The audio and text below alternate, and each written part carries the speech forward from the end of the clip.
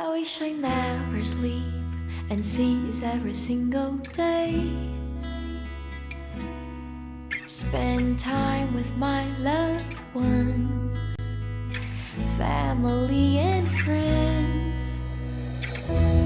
All I want for life is to be safe and sound. We're always here with you.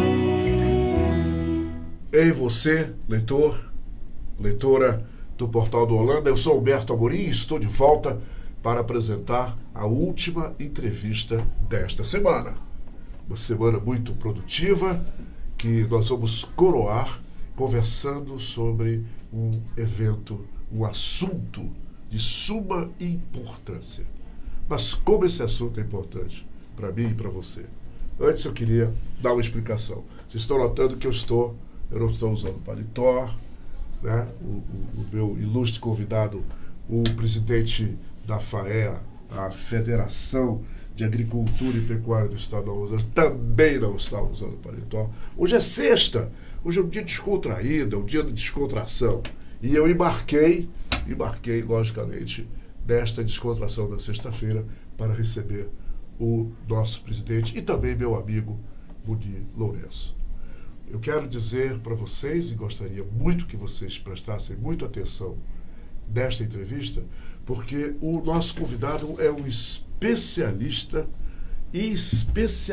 na verdadeira acepção da palavra, do que tange a agricultura, o desenvolvimento, a história da agricultura do Estado do Amazonas. E, logicamente, como presidente da Federação da Agricultura e Pecuária do Estado do Amazonas, ele tem nas mãos a responsabilidade de fazer com que esse setor evolua. É por isso que ele veio hoje aqui conversar com a gente, porque fala-se muita coisa. E uma das coisas que fará, que irá transferir para todos nós, é a evidência do que estão falando por aí. Hoje em dia, falar é fácil, né? Fake news está em moda, mas o presidente Munir Lourenço está aqui e vai esclarecer muita coisa, mas muita coisa para a gente mesmo. Presidente Munir Lourenço, meu caro, querido amigo, seja bem-vindo ao Guarujá. Com grande alegria eu lhe recebo aqui no Portal do Holanda. Olá, Humberto, querido amigo e competente jornalista, que todos nós amazonenses temos orgulho de tê-lo na nossa imprensa estadual e com destaque, inclusive, a nível nacional. Agradecer o convite para a participação. Me congratulo aqui a todos os telespectadores e leitores do Portal da Holanda e que acompanham também o programa Hora H, e estamos à disposição para conversarmos um pouco sobre um assunto que, como você disse, é de importância social, econômica para o nosso Estado, que é o setor primário, o setor rural, a agricultura, a pecuária, a produção de alimentos. Nós que no Amazonas estamos cada vez mais convencidos da importância, né, de termos a Zona Franca de Manaus fortalecida, mas também, em paralelo, né, fortalecermos o desenvolvimento do interior do Estado, para a geração de emprego e renda nos municípios do interior do Estado. E certamente o setor primário é uma atividade que hoje se mostra muito concreta e que, com mais apoio, pode dar uma resposta muito significativa para o desenvolvimento econômico do nosso Estado. Lourenço, quais são as áreas do Estado do Amazonas consideradas já mapeadas como áreas produtivas e que vêm, de certa forma, produzindo, abastecendo o próprio município, também o município de Manaus? Humberto, nós temos aí algumas regiões que vêm se destacando, alguns polos de produção primária que vêm se destacando no Estado do Amazonas. Citamos alguns, por exemplo, a própria região metropolitana de Manaus, que se favorece de uma condição mais propícia de escoamento da produção para o mercado consumidor de Manaus. Região metropolitana, por exemplo, como Rio Preto da Eva, um município eminentemente agrícola, onde se destaca a produção de citros, de frutas, né? Na piscicultura, hoje um dos primeiros municípios no ranking nacional de produção de peixe da piscicultura, o município do Rio Preto da Eva. Presidente Figueiredo também, que hoje produz boa parte das frutas e hortaliças que estão presentes nas feiras e mercados de Manaus, Itacoatiara, Manacapuru E também temos a região do Baixo Amazonas, uma região tradicional de produção primária, né, a pecuária tomando uma nova perspectiva agora naquela região. E temos aí também uma região que nós temos como uma fronteira agrícola do nosso estado, que já respira claramente, Humberto, esses bons ares do agronegócio, essa verdadeira locomotiva que o país tem tido e que tem tido uma participação determinante no desenvolvimento nacional. O sul do Amazonas. Nós temos aí a Calha do Madeira, a Calha do Purus, né, os municípios que nós temos fronteira com Rondônia e Mato Grosso, como por exemplo Maitá, Apuí, Boca do Acre, Lábrea, Manicoré, né, com áreas muito vocacionadas para a produção, campos naturais. E que estão sendo explorados. Agora, por exemplo, estão sendo explorados, né, e também agora, por exemplo, no Maitá retomando produção de soja, né, Apuí se destacando na produção de pecuária, agroindústrias naquela região. Apuí tem café também? Tem café também, tem Guaraná, Apuí. Tem o leite na produção e tem a carne bovina. E essa região do sul do Amazonas, que é uma fronteira agropecuária, né, com todas as dificuldades de infraestrutura, Humberto, porque são bravos produtores, competentes, competitivos, parte deles, inclusive, de origem sulista, imigrantes que vieram aqui para o Amazonas e que têm tradição agrícola. Isso é muito importante para o sucesso na atividade. E traz, inclusive, conhecimento para os locais. Sem dúvida, uma troca de experiências com o amazonense. Né? E aí, com carências de infraestrutura, BR-319, que nós estamos muito esperançosos que finalmente venha a ser recuperada, para que esses produtos que estão sendo produzidos no sul do Amazonas possam sair de manhã, por exemplo, de Apuí, de Manicoré do 180, de Humaitá, e chegar final da tarde aqui em Manaus, né? Coisa que, por exemplo... Isso não tem acontecido. Não tem acontecido hoje. Para você ter uma ideia, o bovino, o gado que é de Humaitá, da região do sul do Amazonas, que tem que ser abatido, vem em balsas que levam até 7 dias de viagem entre a região do sul do Amazonas e Manaus, né? Então, isso com a rodovia BR-319 recuperada, isso vai facilitar o escoamento dessa produção. Então, o Amazonas tem polos de produção. Eu queria destacar também, você perguntava sobre regiões, né? Nós temos aqui um polo muito consolidado de produção de abacaxi no município de Itacoatiara, na comunidade do Novo Remanso. É o 5º maior polo de produção de abacaxi do Brasil. E temos também Codajás, no Médio Solimões, que se destaca na produção de açaí, e temos hoje aqui também um polo consolidado na região metropolitana de Manaus de produção de ovos de galinha, avicultura de postura, granjas, parte delas inclusive de avicultores oriundos da colônia japonesa, não é, que já estão na 3ª, 4ª geração. O Amazonas continua sendo um grande produtor de ovos de galinha. Continua. No Brasil. É o 5º maior do Brasil. E com granjas automatizadas, que não deixam nada a desejar, as melhores granjas do sudeste do país, e gerando 3.500 empregos diretos, essa produção. E o ovo, você sabe, é um alimento muito importante, sim, porque é o alimento mais barato, disponível para as camadas até menos providas de recursos financeiros, e que, então, é uma segurança alimentar para a nossa população.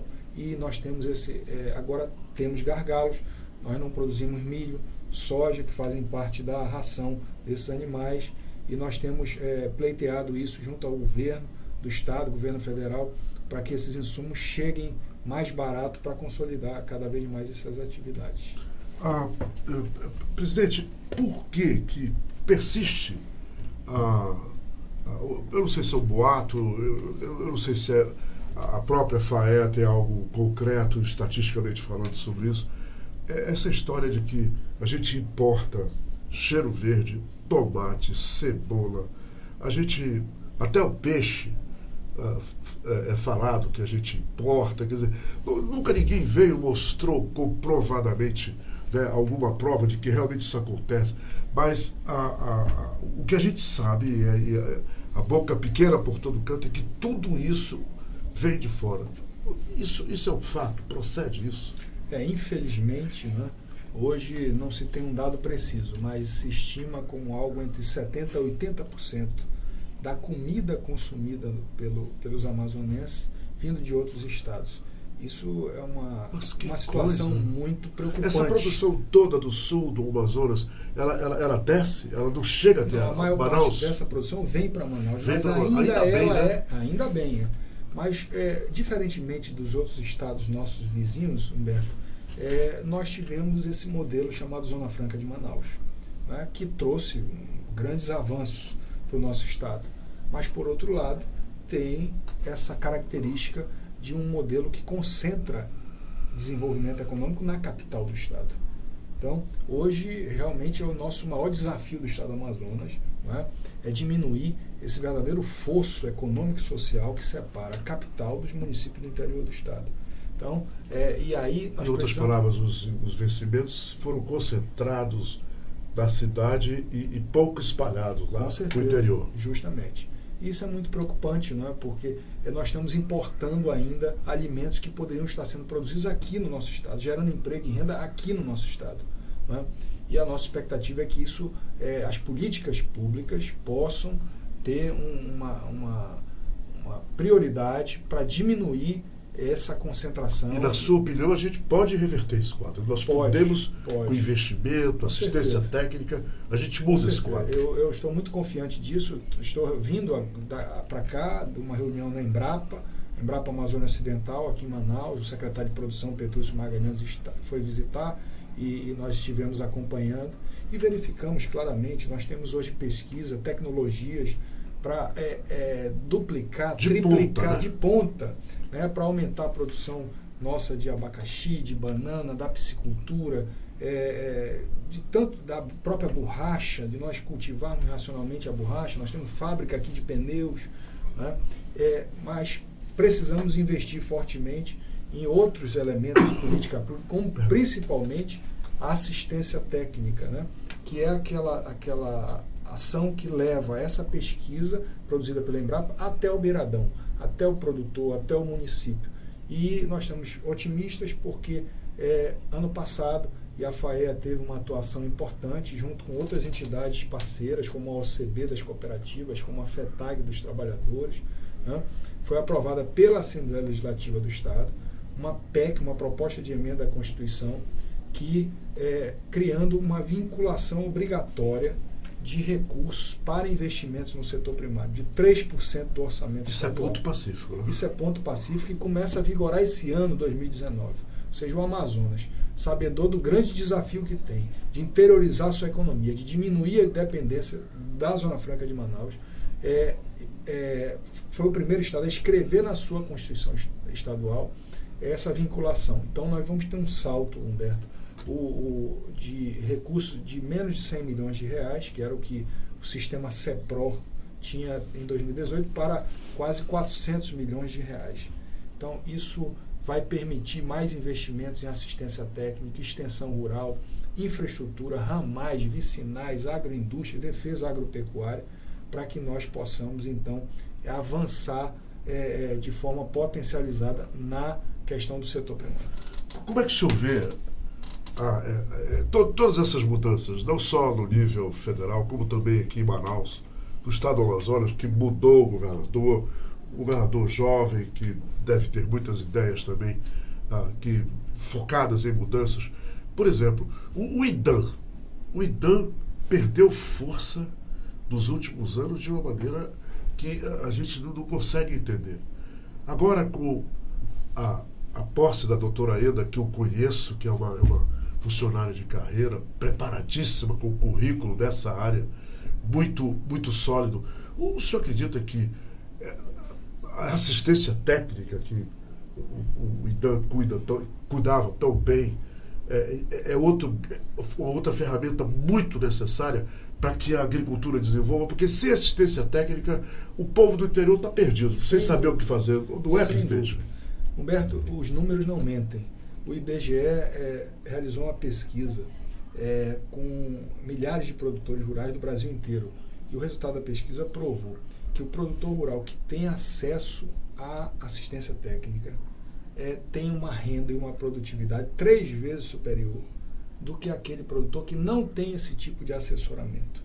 E no Amazonas hoje, segundo dados também do IBGE, são 330 mil pessoas que vivem da atividade primária. 330 mil pessoas. Isso é quase... Só no nosso estado. Só no aqui. nosso estado, que vivem de agricultura, de pecuária, de pesca, de extrativismo. Isso é quase 5 vezes mais do que os empregos do Distrito Industrial, por exemplo. Sem dúvida. Então, quer dizer, mais de 90% desse universo de produtores de 330 mil pessoas estão enquadrados na condição de agricultores familiares, que são pessoas que não têm recursos próprios para contratar o seu próprio agrônomo, o seu próprio veterinário, o seu próprio engenheiro de pesca e dependem da assistência técnica pública, gratuita e oficial, que tem essa sigla que você falou, chamada IDAM. Então, que hoje está sendo dirigida, confirmo isso que você diz, uma profissional de vasta experiência, de conhecimento profundo das necessidades do setor primário, do desenvolvimento do interior do Estado, uma folha de serviços ao setor primário do Estado do Amazonas, a doutora Aida Oliva, que tem as condições de fazer um grande trabalho lá. E, como eu falava, com essa PEC, o IDAM quadruplicou o seu orçamento de 2018 para 2019. Já foi lançado um concurso público. Isso é muito importante, Humberto, porque hoje nós temos jovens se formando em universidades aqui em Manaus, em agronomia, em engenharia de pesca, em medicina veterinária. Esses jovens têm que serem espalhados no interior do Estado e realizarem a grande revolução do setor primário do Estado do Amazonas, revolução do conhecimento, do assessoramento técnico, para que esse produtor nosso, na várzea, na terra firme, possa melhorar sua produtividade, ganhar dinheiro e permanecer na atividade rural. Nós não queremos que, por exemplo, mazelas que a gente verifica em algumas regiões do Estado do Amazonas, presença de crime organizado, tráfico de drogas.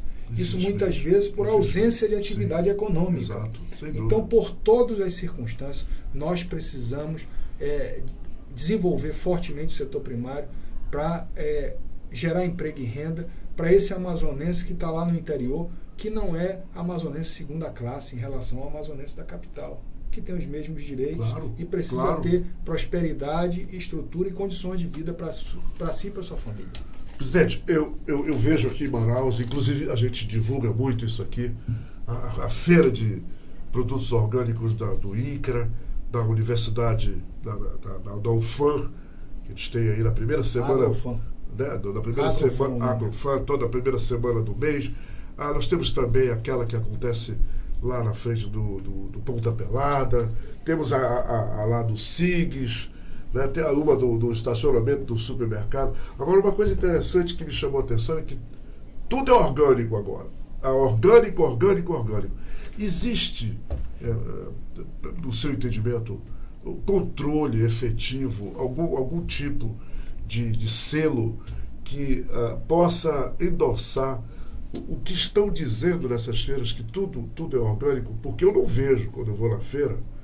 Quer dizer, é aquela história de eu acreditar o que o agricultor está me dizendo. Aqui é orgânico, mas a gente não vai lá onde ele está produzindo para saber. Existe um selo, existe um controle de que realmente esses produtos são orgânicos, presidente? Isso é uma boa pergunta, Humberto. Porque nós sabemos que o nicho de mercado dos produtos orgânicos vem crescendo muito. Sim. Mas é lógico, o consumidor tem direito a uma segurança de que efetivamente está adquirindo um produto que utilizou a forma orgânica em todo o seu processo produtivo. E aí há a necessidade da certificação, que já foi mais cara esse processo de certificação, e agora a própria legislação já permite alguns mecanismos de certificação mais simplificados e que está mais ao acesso de pequenos produtores, que são a grande maioria do universo de produtores orgânicos. Então, isso que você está falando é uma preocupação, e os produtores orgânicos têm debatido isso. Nós temos acompanhado dessa preocupação de cada vez mais certificar o seu produto, até para valorizar e separar o joio do trigo, que possa eventualmente acontecer e que o consumidor... Que é um certificado que acaba sendo de garantia, Com certeza. Para a saúde do público em geral. Até porque nós sabemos que geralmente o produto orgânico tem um custo mais elevado do que o produto convencional. Presidente, o que você gostaria de me dizer? Eu estou criando uma situação hipotética agora, em dezembro, em termos de ações e de projetos da FAEA para 2019. O que você gostaria de me dizer em dezembro? Humberto, olha, isso aqui em janeiro, quando nós falamos, era um projeto, nós priorizamos e agora realizamos. O que o senhor gostaria de fazer? Bom, eu acho que são vários, né? Mas se pudéssemos destacar 2 projetos e 2 metas que nós julgamos como prioritárias para 2019, né? Primeiro, a questão da consolidação de 13 municípios do Amazonas, do sul do Amazonas, aquela área que Sim. nós conversávamos, que tem características de fronteira agropecuária, que entram na elite, na chamada elite da pecuária nacional, e junto com Acre e Rondônia compõem o primeiro bloco nacional a retirar a vacina contra a febre aftosa. Isso abre portas, inclusive, para exportação de carne. São boas as perspectivas para São que isso boas aconteça? com certeza. E já fomos incluídos, depois de todo um trabalho de convencimento do Ministério da Agricultura, 13 municípios, e nós precisamos, durante esse ano de 2019, cumprir todos os compromissos para que tudo corra bem nessa retirada da vacinação da aftosa. E um segundo objetivo também importante é a reconstrução do Parque de Exposições Agropecuárias Eurípides Lins. Nós tínhamos um parque de exposição, está desativado. Foi desativado, nós estamos há 5 anos sem a tradição da Expoagro. É verdade. E agora mesmo, na reunião que eu vim na Embrapa, com o secretário de Produção Petrúcio Magalhães, a Embrapa se colocando à disposição para que o novo Parque de Exposições Eurípides Lins, que o secretário Petrúcio e o governador Wilson anunciaram que vão realizar essa obra, possa ser uma estrutura, inclusive, de difusão de tecnologias, de capacitação de técnicos, de jovens produtores que venham do interior do estado serem capacitados nesse grande centro que vai ser o novo Parque de Exposições Agropecuárias. Isso é uma meta e que nós queremos alcançar em 2019. Isso pode ficar certo que em dezembro eu vou lhe convidar e eu vou guardar essa entrevista, vou lhe mandar o link dessa entrevista, você guarda também para a gente conversar sobre esses 2 assuntos. Eu tenho certeza que nós vamos dizer, que você vai chegar aqui, mas Humberto, lembra aqueles 2 lá? Concluído. Já sou um torcedor a partir de agora. Muito bem. Lívia, muito obrigado pelo entrevista. Muito obrigado, Humberto. Disponha sempre, tudo de bom. Casa é sua. Casa é sua, de todos os componentes da Federação de Parabéns Agricultura. pelo programa e parabéns pelo trabalho do Portal do Holanda. Obrigado. Isso aí, minha gente. Tá vendo só? Aprendi um bocado. E eu sei que você também aprendeu um bocado. Vamos manter esse espírito de otimismo firme, mas bem firme mesmo. Porque é importante para o estado do Amazonas e mais importante ainda para o nosso país. Tá bem? Bom fim de semana para todos vocês. Obrigado por terem me acompanhado a semana inteira. Nós já estamos com todo o calendário na semana que vem pronto para entrevistas palpitantes aqui no Hora H. Começamos na segunda-feira com o nosso reitor da UFAM, da Universidade Federal do Amazonas, Silvio Pulga. O magnífico reitor estará aqui para falar sobre como os novos alunos serão recebidos para essa grande jornada de 2019 e também falar para a gente como é que está a universidade. Ele tem várias universidades, várias novidades sobre a universidade para passar para a gente. Segunda-feira, 2 horas, se Deus permitir, eu estarei aqui com o magnífico reitor Silvio Pulga. Mais uma vez, Murilo Lourenço, muito obrigado. Leve um carinho para toda a família. Com certeza, muito obrigado. Que eu prezo muito. Igualmente. Ok, minha gente, se beber não dirija. E se dirigir não beba. Agora, hoje, sexta-feira, 19 horas, lá na adega Gran Cru, na frente do condomínio Efigênio Salles, 19 horas, tem uma degustação gratuita com muito jazz. Vai ser uma festa maravilhosa para iniciarmos bem o fim de semana. 19 horas hoje, sexta-feira, adega Gran Cru, lá no Mundi. Não perca, porque se você perder, você vai se arrepender, tá? Um abraço para todos.